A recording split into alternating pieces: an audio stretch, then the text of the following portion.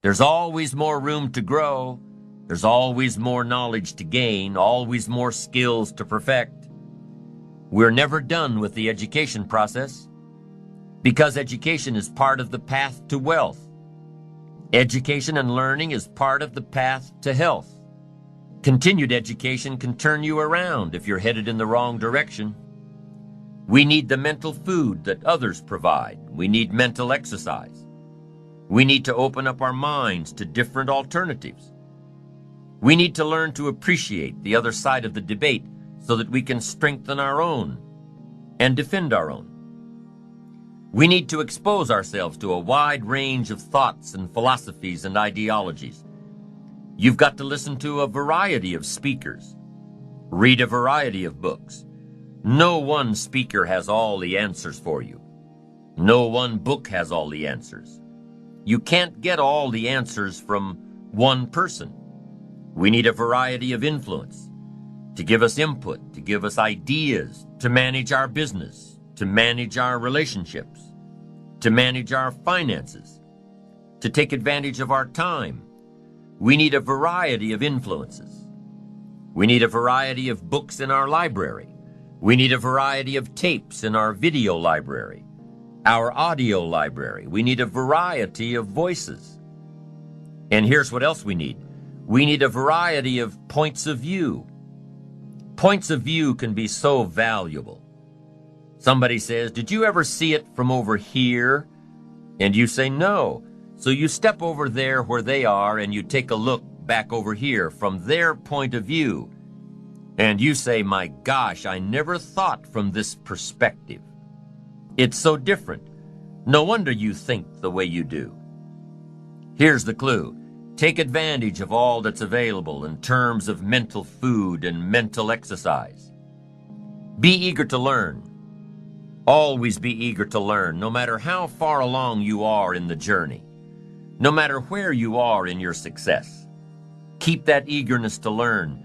Gather up as much knowledge as you can. And then what? Debate it. Put it all on the table and look at it. Dissect it. Turn it around and stare at it. Ask questions. Make statements. Don't take it for granted that one person has all the answers you're looking for. Take their knowledge, but don't take it as the only knowledge.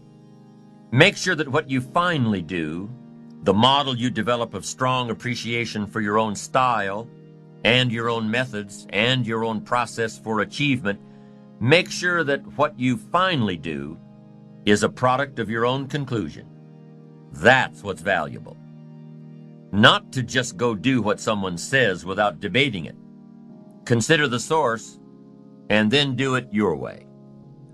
You can take an interest in what someone says, digest it, take notes on it, but then debate it. Look at it from all angles. Be a student, not a follower. Building your ambition is a process unique to each and every one of us.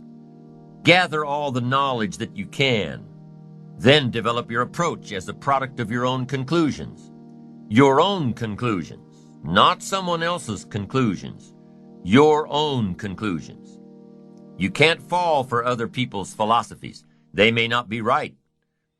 As you collect knowledge, you must sort through it and find out what's valuable. Then you can develop your own philosophy. And your own philosophy becomes the most important of your guidance systems, one of your guiding lights. So develop your own plan, lest you get into trouble with someone else's. And debate the plans of others, the philosophies of others, the achievement styles of others, the way others appreciate themselves. Debate all this. Why? Because it affects everything. The value you place on your plan, the value you place on yourself, the value you place on life in general affects everything around you. It even affects how you respect time, the 24 hours a day given to each of us to do with as we please. There's a connection between appreciating yourself and appreciating and respecting time. People who appreciate themselves understand and respect the use of time. Here's what I call the best-kept secret of the rich. Interesting discovery that I made one day. I couldn't believe it when I found out that rich people have about 24 hours a day, and poor people have about 24 hours a day. Wouldn't that drive you mad until you found out what the difference was? I'm telling you, the difference is in the management of the time. A few simple disciplines practiced every day, and your whole life can change. Your future can change. Your income can change. You can learn from negative as well as positive. The Bible is such a great book because it is a collection of human stories on both sides of the ledger. One list of human stories is called examples. Do what these people did. And the other list of human stories is called warnings. Don't do what these clods did. What a wealth of information. What to do and what not to do.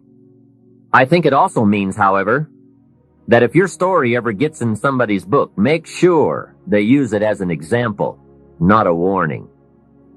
All the successful people I know and work with around the world are good readers. They just read.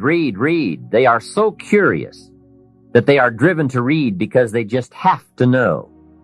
It is one of the things they all have in common. Here's a good phrase. All leaders are readers.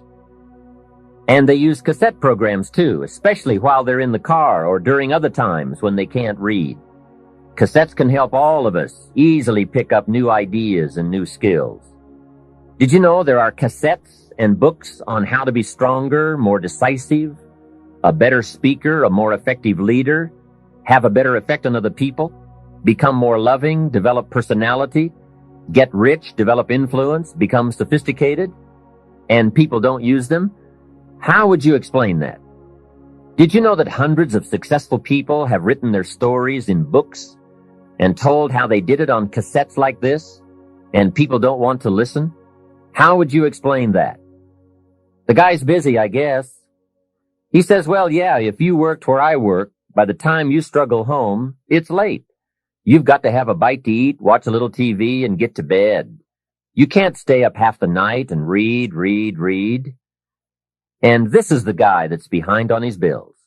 He's a good worker, hard worker, sincere. But remember, you can be sincere and work hard all your life and wind up broke, confused, and embarrassed.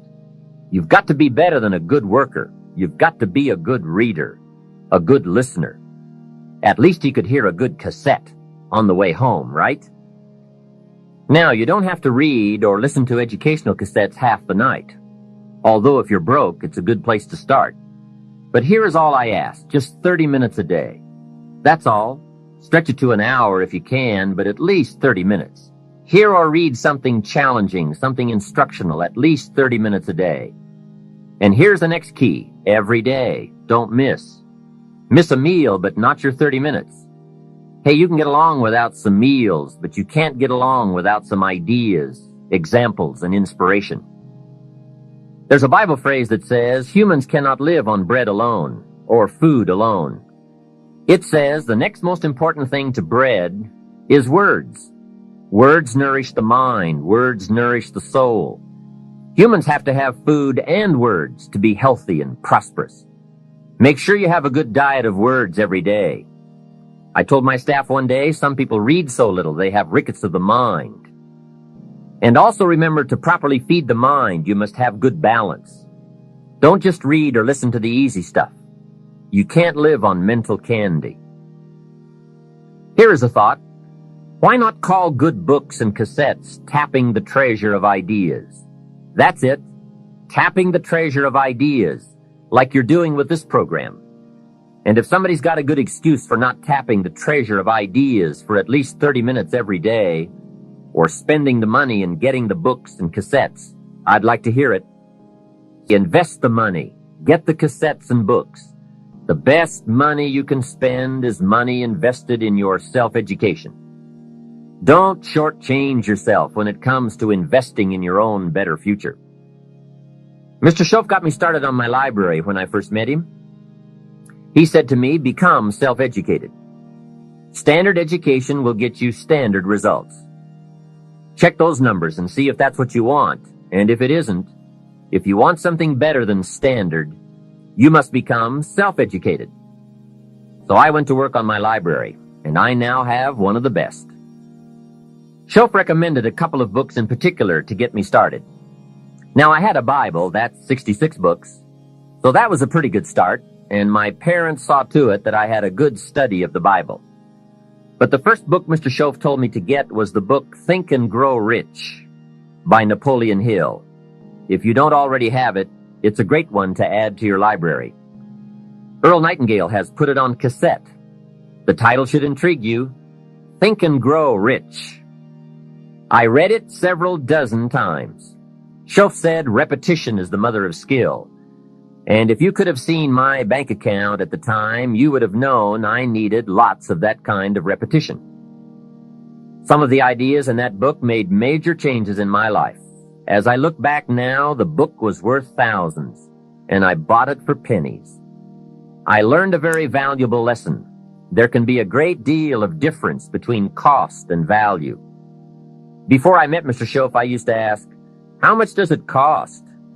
After I met him, however, I soon learned to ask, how much is it worth? I started basing my life on worth instead of cost, and everything changed.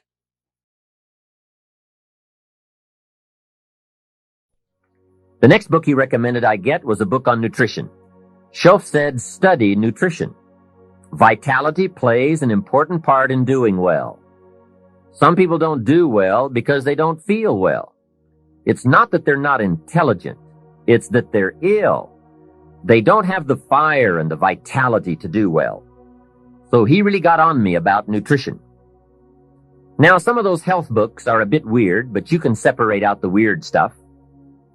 There are cassettes on nutrition too. Remember, don't be a follower. Be a student. Someone says, I read this book. Should I follow? And the answer is no. Read at least 2 books and make up your own mind. Don't be a follower. Be a student. So take care of yourself. There's a Bible phrase that says, many times the spirit is willing, but the body's weak. So you have to work on both. You wake up in the morning and the mind says, let's go get 'em. And the body says, I can't even get out of bed. So work on your health. A person's library of books and cassettes reveals his or her most dominant desires. It's interesting to walk into someone's house and browse through the library. What does your library say about you? So read all the books. Now here's good news. You don't have to read them all at once. Try this, 2 books a week. In 10 years is 1,000 books. If you read 1,000 books in the next 10 years, do you think they would greatly influence all the dimensions of your life? The answer is, of course. Well, here's what's exciting. It's only 2 books a week. However, I would suggest if you haven't read 2 books a week for the last 10 years, you are about 1,000 books behind.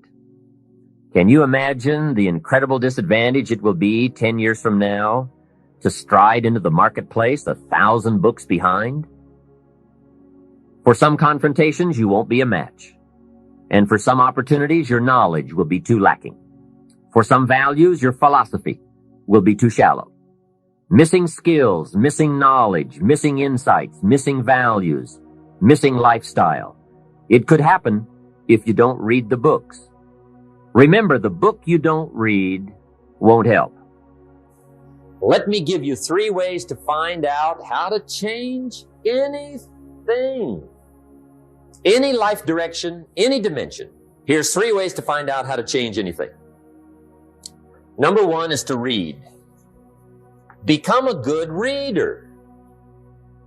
All of the successful people I know and work with around the world, they're all good readers.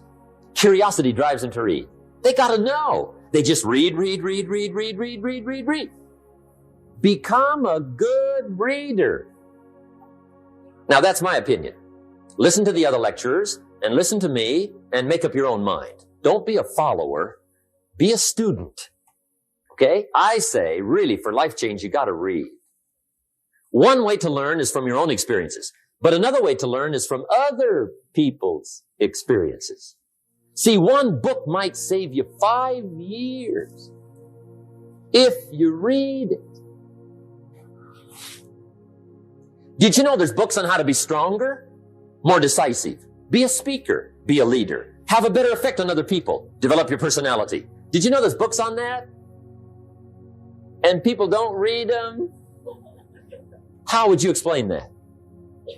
And they can read.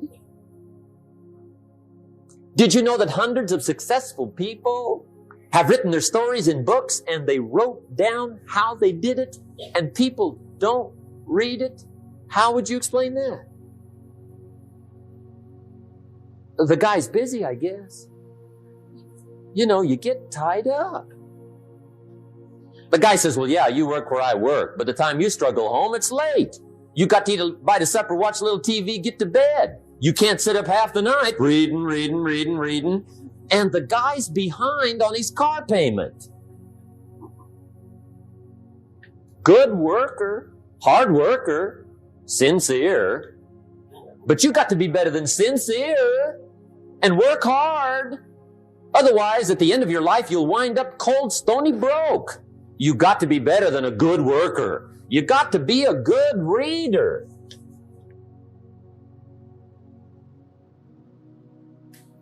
Get around successful people and listen. Now, you can also learn from unsuccessful people. Take notes on both, negative and positive. On the negative, the notes are called what not to do. And you got to learn what not to do as well as what to do. So learn from the negative as well as the positive. Okay? Find out what poor people read and don't read it. Right? That's good information. Learn from the negative. But now you can also learn from the positive. Get around successful people. Listen to what they say. Listen to how they say it. It's important. We've all got about 16 waking hours. Practice listening those 16 hours. And I say practice listening because listening isn't easy. I found out it's easier to talk than it is to listen. But if you will practice listening the 16 hours you're awake, sure enough, from surprising sources comes great ideas. In sales training, we teach, if you want to learn sales, listen to the kids. Kids have got to be the master salespeople of all time. They have no equal. Father tells his young son, no, you cannot have an ice cream cone. 30 minutes later, he's licking on one. That'd be 30 minutes worth listening to. They got moves you wouldn't believe. Persistence runs deep like the ocean. And the kids never took a class on how to overcome objections. They already know how. They don't need classes. You tell kids no. That goes right on by. They give you 3 good reasons. You say no. It goes right on by. They give you 3 more. They're masters. So listen and learn. Now, here's some of the best advice I've got for the whole evening. It won't get any better than this. This is it. Poor people ought to take rich people out to dinner and listen. That's some of the best I got. If a guy's not doing well, one of the first things he ought to do is find a guy that is doing well and offer to buy him his dinner. Spend $50, $60, $80, $100. Go for the full 9 course. Start him on the juices and hors d'oeuvres. Get him started talking. The salad takes 15 minutes. Keep it rolling. Biggest steak in town takes 45. Keep it rolling. Pour on the dessert. Stretch that meal out about 2 hours. If you get a successful person to eat and talk for 2 hours, they're liable to drop ideas in your lap, change your life. Multiply your income by 2, by 3, by 5. But you're right. Poor people don't usually take rich people out to dinner. That's the problem. The guy said he's rich, let him buy his own dinner. I'm not coming up with any money. And he says, besides, you work where I work. By the time you struggle home, it's late. You're lucky to get your own supper, let alone running around trying to find a rich man to feed. And the guy's behind on his house payment. Good worker, hard worker, sincere. But you got to be better than sincere. Work hard. You wind up broke. You got to be better than a good worker. You got to be a good listener. And remember, what you read and what you hear Put the good stuff in your journal. Now, here's the third way to find out how to change your life. And that's to observe. You can pick up a lot of ideas just by watching. Get around successful people and watch. Here's why. Success leaves clues. Watch how the man shakes hands. Watch how the lady responds. People who do well do certain things over and over and over and over. And if you're clever, you can pick them up. Watch it all. If a guy's making $10,000 a month, I'd watch how he walks. Maybe that's it. Copy his funny little walk. Somebody says, well, that's kind of a silly walk. Say, it's 10,000. I haven't got the money yet, but I got the walk. It's bound to start somewhere. What I ask you tonight is to be unusual and be a good observer of what's going on. You can pick up ideas that can change your life starting tomorrow. Just be a more careful observer. Now remember, there's two ways to see. One is called sight. See with your eyes. The other one is called insight. See with your mind. See with your eyes, you'll see things. See with your mind, you'll see answers. Put your eyes and your mind to work. And the best advice on developing sight and insight is pay attention. Don't miss anything.